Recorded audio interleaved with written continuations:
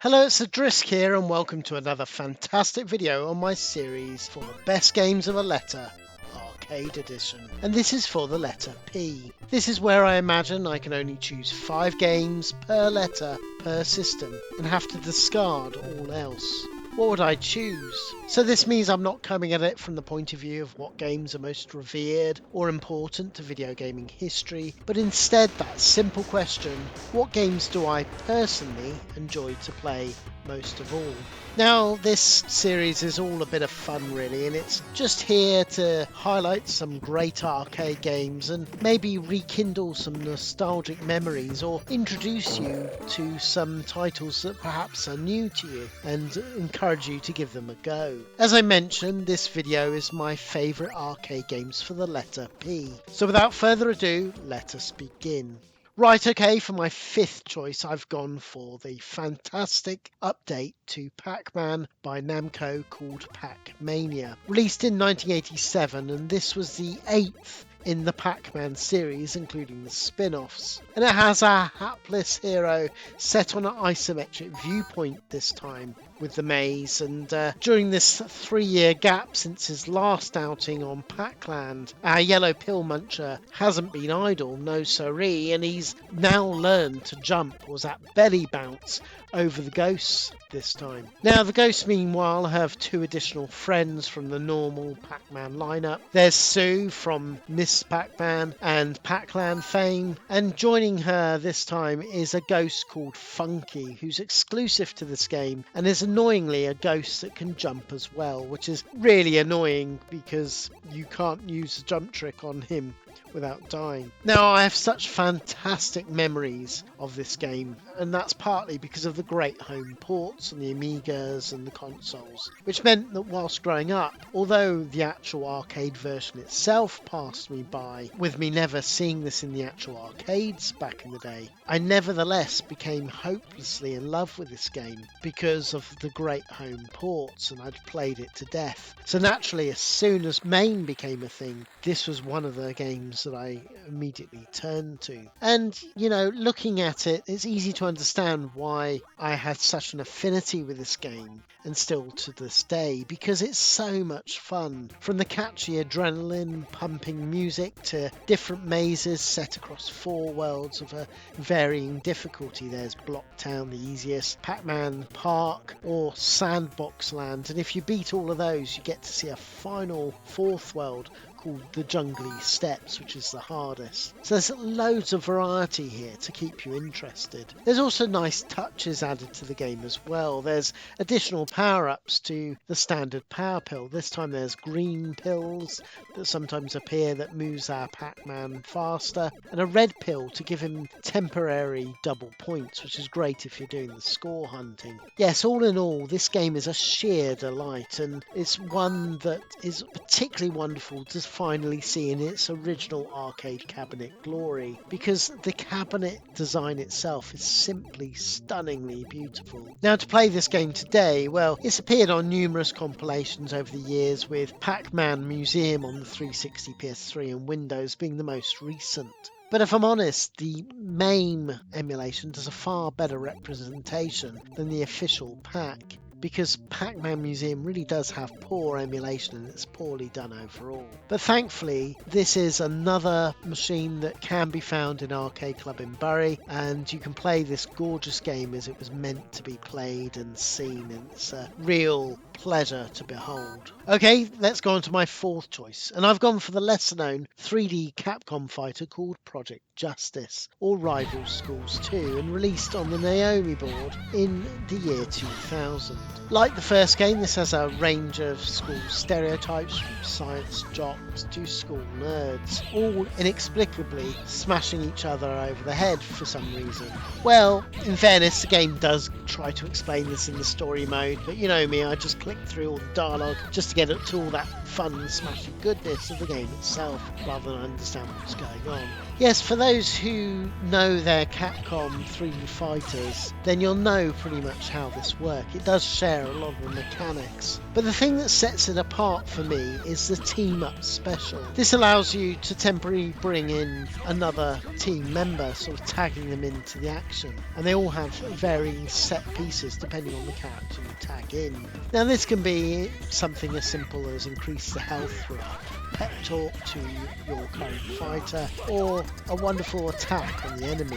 This in turn can be stopped by your opponent either way by doing a counter attack and defeating the special move. And these special modes are great, with them being really imaginative and unique to each fighter. My favourite has to be Ran Hibiki, who is the girl with the camera. Watching her swoop in and all the other fighters temporarily pose with cheesy grins for a picture before being pummeled is a real joy. And the first time I saw this game and saw that special move, I knew I was in love with this and had to play it more and more. And that's it really. I just love everything about this game. It's got cool school settings, amazing music, a great list of characters to fight with, a wonderful array of moves, and all the goodness that Capcom brings to the fighting genre. And if I'm honest, with the team up mode as well, this actually makes it my favourite 3D fighter to play. It's just one that I keep coming back to. I just adore this game. Now the game was released on the Dreamcast outside of the arcade, unfortunately nowhere else, but thankfully the Dreamcast version is really solid because it's of course essentially the same as the arcade board hardware wise. But sadly actually it goes for an incredible amount of money, particularly the PAL version, often selling more than the arcade original PC board itself, as crazy as that sounds. So thankfully these days through emulation, the Dreamcast or the Naomi board can be done by emulators such as Redream, which does an amazing job on the PC. And so there's wonderful ways to play this game again and find the same love hopefully that I have towards it. So I urge you to give this game a go. It is a title that's sadly missing in Arcade Club at the moment, and that's a real shame. It's well worth giving this a go if you can. Right, okay, let's go on to my number 3 choice, and for this I've gone for Sega's Yu Suzuki Classic Racer Power Drift, released in 1988 and involving a buggy racing over madcap roller coaster like tracks. This game was really quite revolutionary, with it being the first game I can think of that had the distinctive characters you could choose to race against and actually see them as distinctive within the game itself. And remember, this was years before Mario got his go-karting license. Now the game has 5 cups, or confusingly courses here, and it's A through to E, each with their round 5 tracks and a hidden track contained on each, offering the player a huge amount of choice as you play through the game. Each course also has its own dedicated music track done by the legend Hiroshi Miyauchi.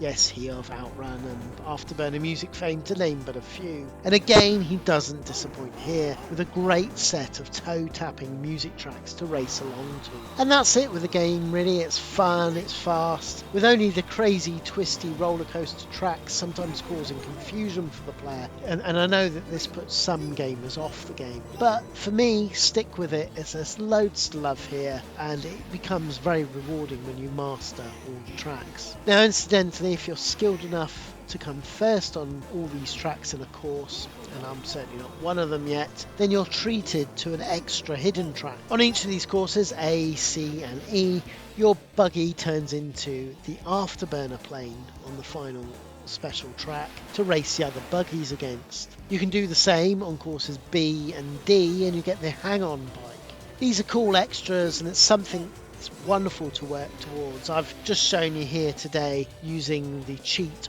function on main, because unfortunately this is a bit out of my skill range on this title to achieve first on every single track. It's very difficult to do. Now, playing this today, well, there's thankfully a few ways to give this game a go. The best way for me personally is the 3DS, with the Sega 3D Classic Collection, which was a physical release that had a number of remastered Sega games, Power Drift being one of them. It did get a Western release as well. They were all fantastic ports by M2, and it really improves on the arcade original with smooth frame rates that don't drop, and it allows you to race in visual 3D. You can put the 3D function and see it in all its true 3D glory. Also, very recently, Arcade 1UP, those companies that make mini consoles, have released in America only a sit-down version arcade cabinet that includes Outrun, Turbo Outrun, Outrunners and Power Drift, all on a beautiful sit-down cabinet. Now, outside of that, really the only place to play it is on the Japanese-only Sega Saturn release, which is a great version. It's one that I have a lot of time for. And also the hugely expensive Yu Suzuki Collected Works Volume 1 on the Dreamcast, which costs an arm and a leg to pick that up. Now, they are the only official ways to play the arcade original, but it did have some pretty good home ports as well. There's the TurboGrafx, I think, is probably the best version, but I've got a soft spot on the home versions. I loved the Spectrum version, and I thought the Amiga version was pretty solid as well, considering. So there's plenty of ways to rekindle the memories of all this. Now, emulation wise on MAME, it does work as well, but I've never been able to get the controls quite right like it is in the arcade, and so normally I personally stick to the 3DS and Sega Saturn versions. Beyond that, I understand that in Arcade Club in Leeds, it apparently has a Power Drift sit-down deluxe cabinet in all its moving cabinet glory. Now, of course, I've remembered this back in the day, but I also remember very recently it being shown in some of the retro meetups where they had this. It's wonderful playing the deluxe version. That's the cabinet, sit-down cabinet that moves. It really makes a huge difference to the game, and it's definitely the way to play it today. Yes, overall, this is another Sega Yu Suzuki classic and well worthy of your time. It maybe doesn't get the same level of love as games like Outrun, and you could argue rightly so, but this is still a great arcade racing classic. Right, okay, now we come to my number 2 choice, and for this it had to be Pacland, released way back in 1984 by Namco. This was the 7th title in the Pac-Man series and was a real departure from the other games, with it being a scrolling platformer and based on the Hanna-Barbera cartoons of the time of Pac-Man. Now, the idea of this game is to take Pac-Man to help a lost fairy back to Fairyland and then return home back with your loving family. It's more difficult than it sounds, as along the way you have to go through a ghost city, a forest which is filled with ghosts, and they're all looking to stop you and kill you. Thankfully, when you make it to Fairyland, the Fairy Queen will give you some magic flying boots and will help you jump really high and keep in the air, making a return journey that little bit quicker. Also, thankfully, power pills are helpfully strewn around this game as well, which of course allows, like in the original game, for Pac to be able to do some serious ghost chomping for a brief amount of time and be invincible. The game has ultimately 8 round trips in the game, which is an awful lot, and they all have increasing difficulty and a vast array of things and challenges set against you as you take the fairies back home. Now, the game, I think, deserves a lot more focus and the importance it had in video game history. Yes, there was Jump Bug in 1981, and yes, technically that was the first scrolling platformer, but it really was this game and not that which would inspire games like Super Mario Bros. And Wonder Boy, and therefore all platform games since. It was also the first game to have parallax scrolling in it. Now, this game was wonderful because it was filled with secrets, such as on level 1, the hidden hard hat power-up that protects your noggin from falling ghosts by just pushing a fire hydrant out the way to pick it up before the first power pellet. Or it had neat little touches, such as at the end of every level, score jumping being changed by how you jumped at the end of the stage. Be as close to the ground but not actually on it, and you'll gain extra points. Now, both of these elements of hidden secrets and even the jump mechanic at the end of each level were aped by Super Mario Bros. That following year, so it's well worthy to note that, because Super Mario Bros. Clearly was inspired by it. I do love the fact that this game is chock full of secrets throughout, with pretty much every stage having something hidden or some hidden item or trick to it, which makes replayability of this game simply endless. I can't express the level of joy when you first discover one of these secrets, and that's why I'm not going to spoil them all here, apart from the first one, to give you a clue of the kind of things and how it works. But it's not just how important the game is, of course, to video gaming history. It's all about how much fun, and I've had so much fun with this game over the years. I mean, originally the cabinet only had buttons and no joysticks, so you would have 3 buttons, one for left, one for right and one for jump, and you would frantically bash the left and right buttons to run faster, and then do the 3rd button for jumping. Now, later variants of the arcade, they'd installed the joystick, which was becoming far more the norm, and a single jump button instead. Yes, overall I adore this game. Having played many of the home ports on the Spectrum and the Amiga, and I know they get derided on the Spectrum in particular, and the Amiga really, but I certainly had a grand old time with them, and I loved playing through with it back in the day. Now these days the best way to play it legitimately is the Pac-Man Museum on the 360, PS3 and PC, although again I stress this is really poor emulation and it's rather shameful. Much better in fact actually is the Namco Museum Volume 4, which was on the original PlayStation. It actually does better emulation of this game than that more recent one. There's really good home ports. The TurboGrafx is a really good one. The Sharp X68000 or the Lynx are also probably the best renditions in the home of this game. Now these days, until Namco do a better compilation, the best way to play it is still via emulation, unfortunately. We're using MAME for example, which does give the best version of the game, being absolute arcade perfect. Now thankfully this is another one that is in the arcade in Bury. Yes, I know, but it's worthy of mention. It's a wonderful place. Really my best own personal Disneyland, as it were. I love it and can't wait to go back there. And this does a great job, although it is the joystick version and not the fire button version, which is a shame. I have been lucky enough to play the original version in some of the retro events, and it's just a great way of playing the game. I think it works better with buttons than wiggling the joystick.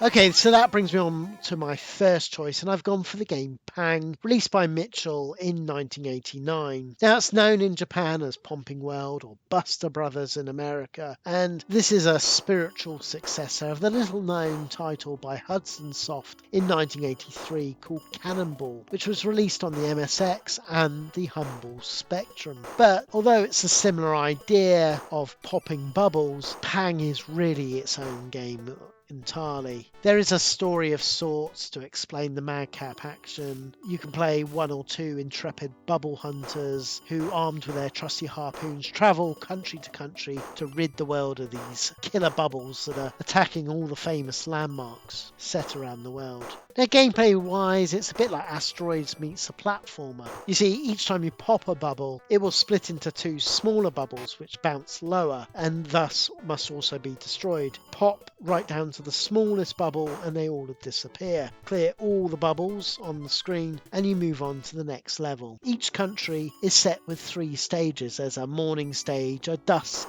stage and a night stage, each with a different colour backdrop of the landmark that you're on. Achieve all of these 3 levels and you move on to the next country and repeat through. Now, to aid you in your quest, there's a range of power-ups in the game which give you everything from harpoon shots to a dynamite that immediately turns all the remaining bubbles to their smallest bubble immediately, absolutely swarming you with lots of tiny bubbles, which can be a death trap in most cases. Because you really have to watch out, because if one of these killer bubbles touches you or the other player, then you will lose a life and both of you will need to reattempt the level.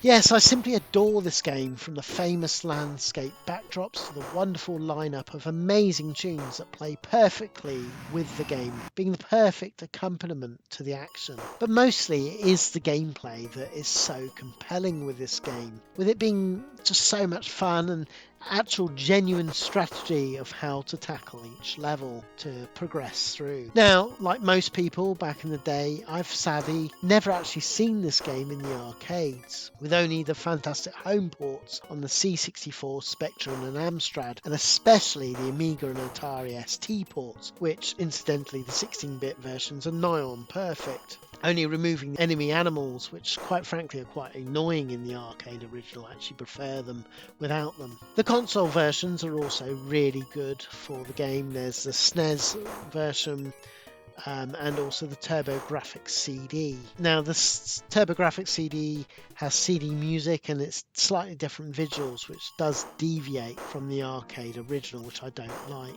Now the happy years I've spent playing solidly the Amiga version with my friends, it still makes this one of my favourite arcade games of all time. It's definitely up there in my top 5 overall. Now thankfully, years later in 1997, well 1998 in the UK, the Buster Brothers collection was released on the original PlayStation. Now this gave faithful renditions of Pang, Super Pang and Pang 3, but with remixed versions of the tunes. Now I still prefer the original chiptunes versions of the songs, but undoubtedly this is still the best way to legitimately play these games. Although unfortunately the Buster Brothers PS1 collection does attach quite a big price to buy it these days, which is a real shame. Now outside of that, MAME is the worthy option for emulation. It does run everything perfectly. Unfortunately, this is one title actually that's missing in Arcade Club.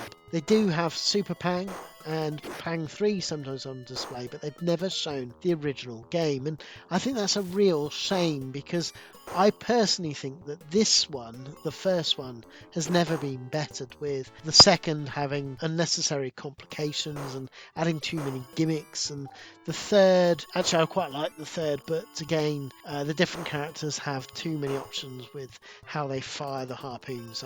I just like the simplicity of the original really, but that's not to say all the Pang games are absolutely top notch and worthy of your time. Okay, so that was my personal top 5 that I would choose for the letter P. Of course, there's oodles of big hitters and hidden gems that are well deserving of a mention. So let's begin with some of the big hitters. Okay, for the first big hitter, they don't come much bigger than this. It is, of course, Pong, released in 1972, and it's definitely worthy of a mention. Now, it may not have been the first video game, as sometimes bizarrely put across in some video history articles at times, but it definitely was the first video game that took video gaming from the geek and hobbyists to truly the mainstream. And it certainly put Nolan Bushnell and Atari as household names.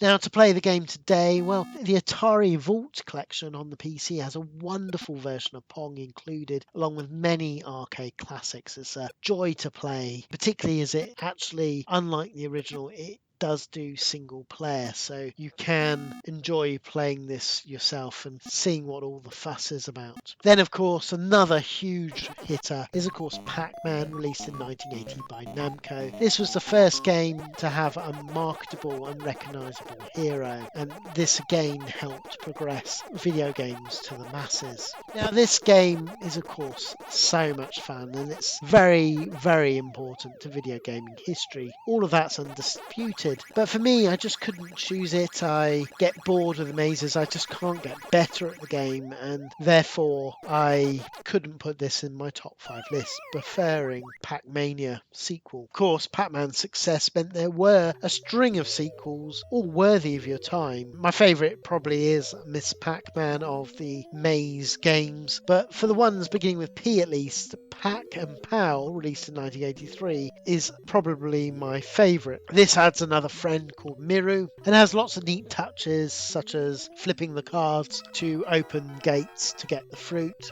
and all of this makes it far more than just yet another Pac-Man again being released, with it really standing on its own ideas here. Now another big hitter fondly loved is Atari Paperboy, released in 1985. This was huge back in the day with many kids, myself included, because we really related to the game, because we were doing the Paperboy job ourselves. themselves. And we always dreamed of delivering papers like it was in the American films, of the kid hurling the paper onto the front porch. You'd certainly be fired quickly if you did that in England. Instead, we were dealing with letterboxes and snarling dogs on the other side. Now, doing the American style of hurling papers whilst on your bike was genius fun, and it was so great smashing the windows of the non-subscribers and elegantly landing on the doorstep, or even, for extra points, throwing the paper into the mailbox itself for your subscribers, hopefully keeping them for the next day. It's also full of madcap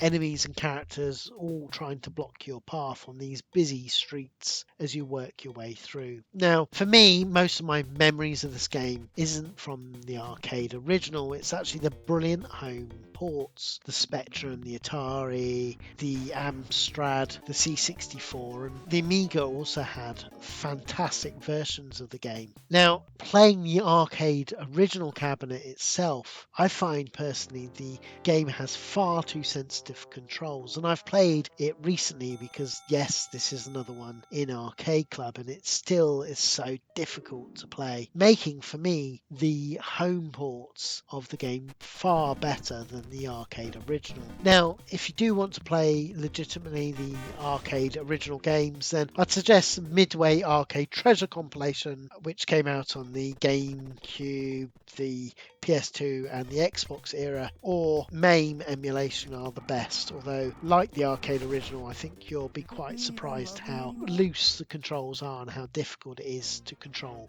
the bike. Okay, another game is Parodius Die, released by Konami in 1990, and it's a great game, being the sequel to the 1988 MSX title called Parodius, and it's essentially a parody of the Gradius games. Get the name, Parodius. And so it replaces all those boring enemy ships with madcap penguins and pirate kitten ships, all for you to enjoy and attack. Now, I'm not sure what it says about me, this, but I'm kind of indifferent to Gradius, but as soon as you replace those boring ships with crazy penguins and bright colours, I just adore this game in all its madcap glory, and even though I know essentially it is kind of the same game under the hood with all the same mechanics, still it's one that I definitely suggest giving this game a go. Then there's Phoenix, released in 1980, made by Amstar and published by Taito. Now, this is a great shooter and so important to video game history because this is the first multi-screen shooter with different waves and enemies. It also had the first ender level boss in an arcade game, with you taking on a huge mothership for you to destroy. Now, thankfully, the game also appears on the Taito Legends pack, so there is a way to legitimately play this classic.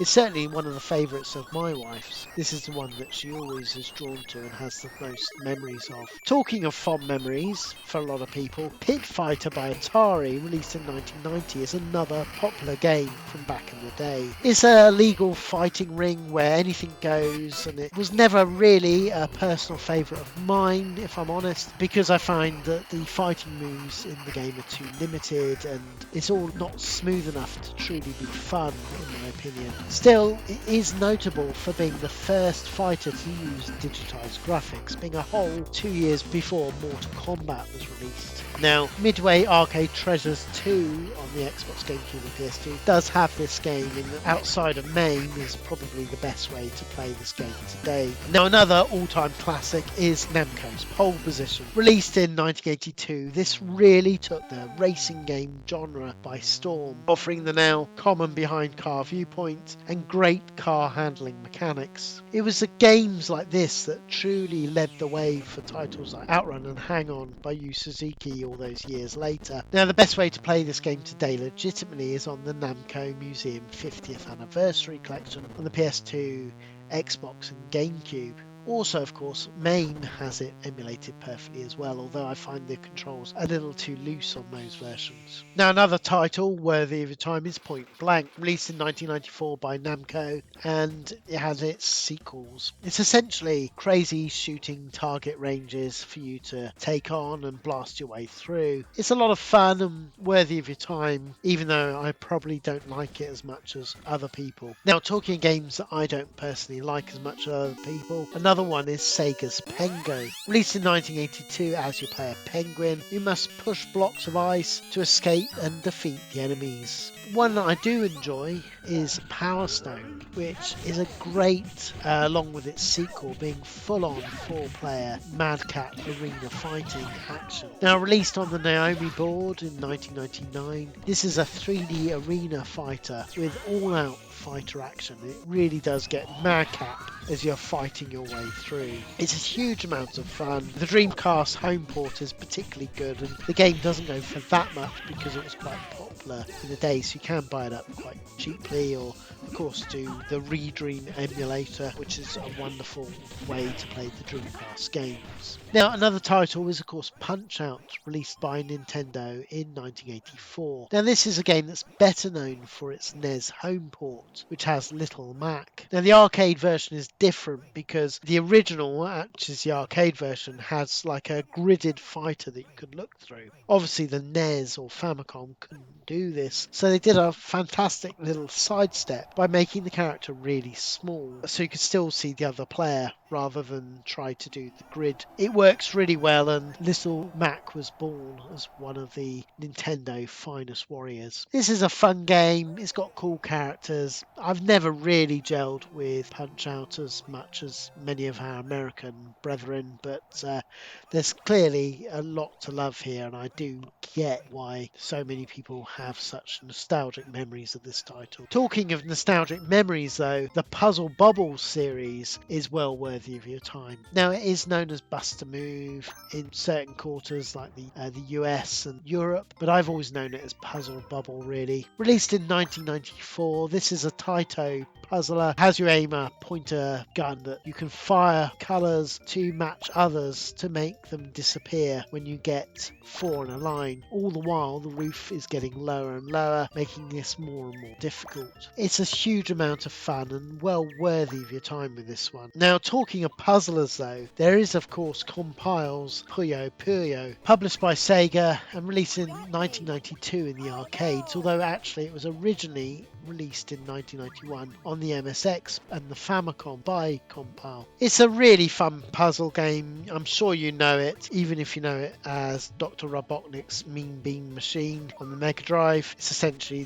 that was just a rebranding of this game, and it's essentially match up the falling colour blob to make disappear. What makes it particularly satisfying is getting chains of shapes falling, they clear, and it makes new lines as new lines of 4 line up as well. I certainly have a lot of love and time for the Puyo Puyo games. Okay, so they were the big hitters that failed to make my list, but I also have a stack of lesser known titles that I think are well worthy shouting out here because you might not have heard them or perhaps given them a play. Right, okay, first we have Pilot Kids by Saikyo. It was released in 1999, although the board says 1998. It actually came out in March 99. This is a cute 2.5D blaster. It has you control a toy plane and you're flying around a person's house room by room. It's very similar to games like Clockwork Knight in that regard. Now thankfully this is a great shooter that's now emulated perfectly on the Sega M2 emulator, so there's a great way to play it through that. Next there's Planet Harrier. Yes, this was the last in the series to Space Harrier. It got released in 2000 in Japan or 2001 in the West, and it's a game that never got really talked about. Now this is probably partly because it didn't do very well. It's not that great in my opinion, but also it was on the Hikaru board, so it never really saw a port to any of the home consoles like the Dreamcast. Although surprisingly, you'd think it could have perhaps made it to the Xbox reasonably well. For those who've played Panzer Dragoon, it's probably closer to Panzer Dragoon with Space Harrier, this being a lot slower paced and with multiple targeting. It's not for me, it doesn't feel like Space Harrier to me personally. However, it's well worth giving a try and seeing what you think. Now, another game that's a real sort of hidden gem / guilty pleasure for me is Photo Y2K. It's an arcade game released by IGS in 1999, and it's essentially a spot the difference game, and I love it because it's that little bit different to arcade fare, and it just plays so well and fun and fast, and it genuinely keeps me engaged as I play through. It all does so fantastically well. Now, another one worthy of mention is the Capcom shooter called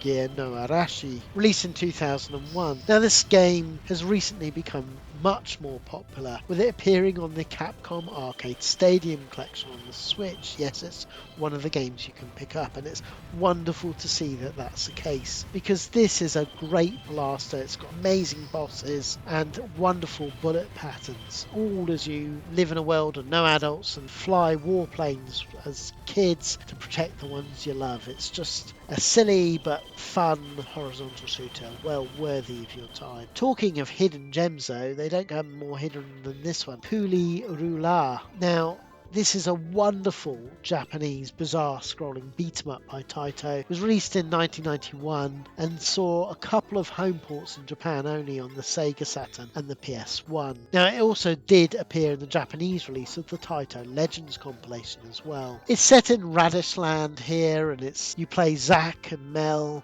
two kids giving a magic stick to return the time key to its rightful place and owner, and this will sort things out in Radish Land. It's a huge amount of fun. I always love Japanese craziness, and this doesn't get any more crazy than this, trust me. Incidentally, the Japanese version is actually even more mad, with real sort of risky bits really in the game, such as two female legs poking out of two windows and a door that would sit in between where monsters will come out. It was all seen a little bit too risque for the Western releases, and these were sadly cut out on those releases, so I'd probably go for the Japanese version. Sadly though, outside of the Saturn and PlayStation, it's never saw a home port anywhere. Now, another game worthy of mention is of course Pink Sweets. This is essentially a sequel to Ibarra, and it came out in 2006. Now, watchers of this series will know my love of cave shooters, so mentioning yet another cave shooter is probably not a surprise to you. But this is really rather good. The game was done by director Shinobu Yagawa, Battle Garega fame, and director Akira Wakanayashi of Dodonpachi fame, and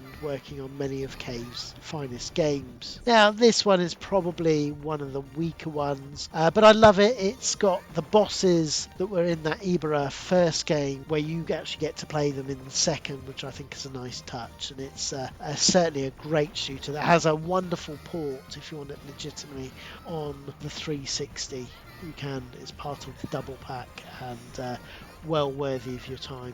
Unfortunately Japanese only. Now, talking of great shooters, I do love the horizontal blaster Polestar, released in 1995 and published by SNK, being developed by the Alcom Corporation. This is such an enjoyable shooter romp with pre-rendered 3D enemies on a 2D blaster, but don't let that fool you. This is a gorgeous looking game, and more importantly, wonderful in the gameplay department. It really counts. Now, another title well worthy of a mention is Power Gear Strategic Variant Armor Equipment, or rather boringly known as Armored Warrior in the West. Now, it was made by Capcom and released in 1994, and it's a scrolling beat 'em up. It passed many people by because it was quite late on and didn't really get a home port, and it's a real shame, as these mech controlling title is brilliant, and it works so well as a 3-player title to boot.